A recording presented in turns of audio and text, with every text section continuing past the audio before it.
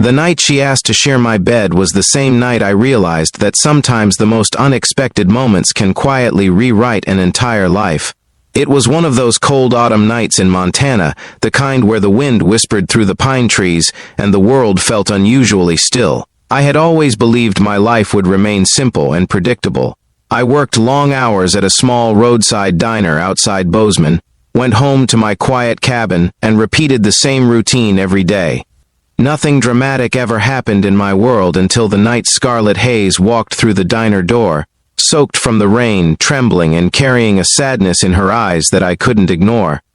Before we continue, take a moment to like, comment, share, and subscribe to the channel if you believe in kindness, second chances, and the quiet miracles that sometimes change people's lives forever.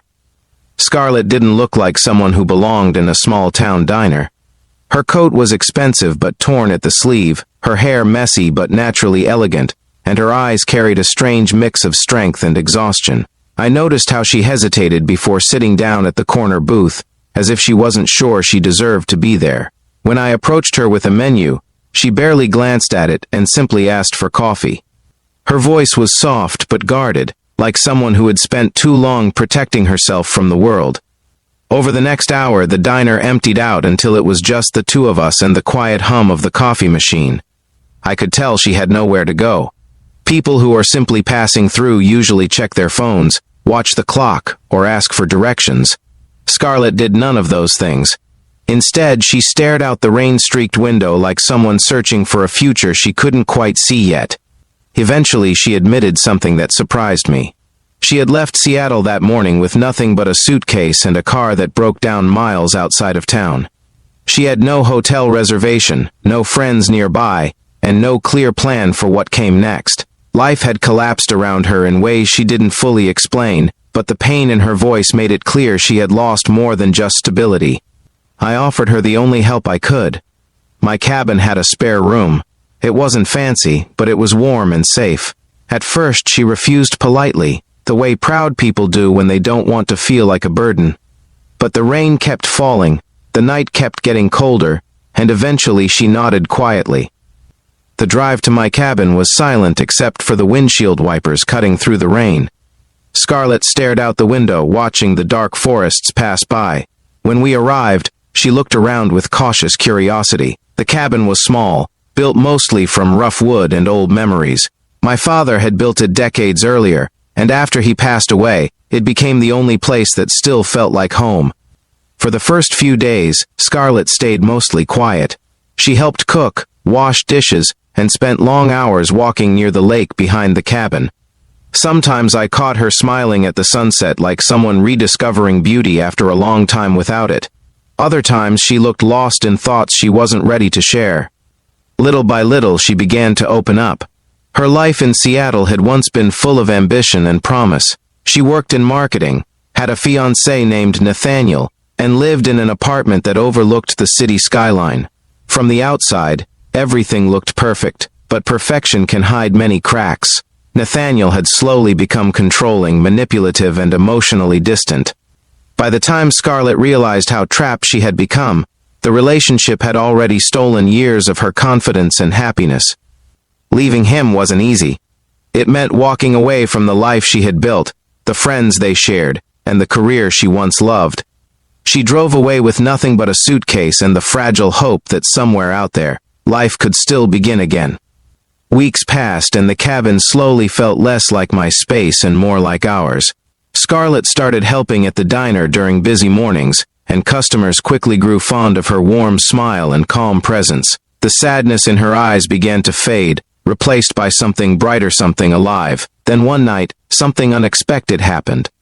A heavy snowstorm rolled across the mountains, cutting off power lines and blocking the roads. The cabin grew colder as the wind howled outside. We lit candles and sat near the fireplace, wrapped in blankets while the storm raged through the forest. Scarlett looked nervous that night in a way I hadn't seen before.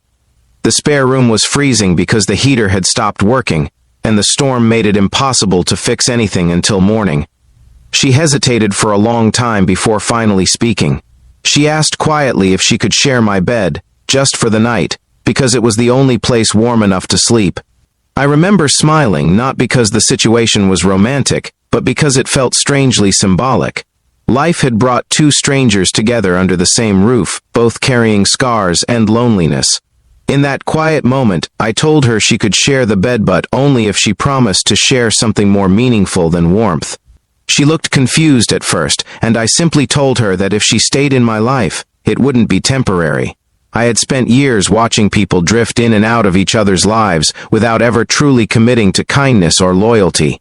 If she stayed, it had to mean something real, something lasting. Scarlett didn't answer right away.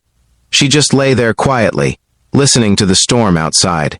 But sometime in the middle of the night, I felt her gently hold my hand as if she had silently accepted that promise. The months that followed felt like the slow rebuilding of two broken lives.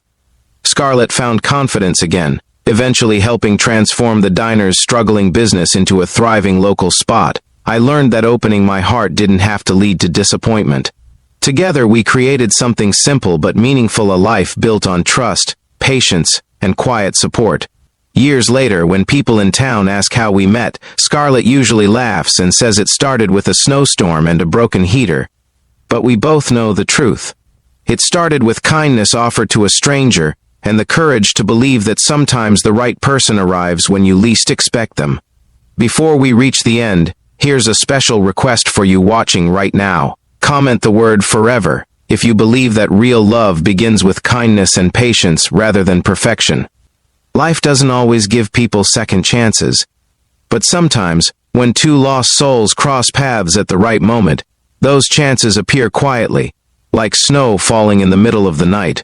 Scarlett never went back to Seattle. The city that once defined her life eventually became just a distant memory. Instead, she built a new life here among the mountains, where the air is clearer and the nights feel peaceful.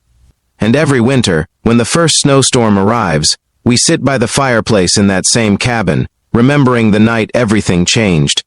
The night she asked to share my bed, and unknowingly began sharing my forever. If this story touched your heart even a little, please take a moment to like the video, share it with someone who believes in second chances, and subscribe to the channel so more stories like this can reach people who need hope. Because sometimes the smallest acts of kindness don't just help someone survive the night, they help two people find a lifetime together.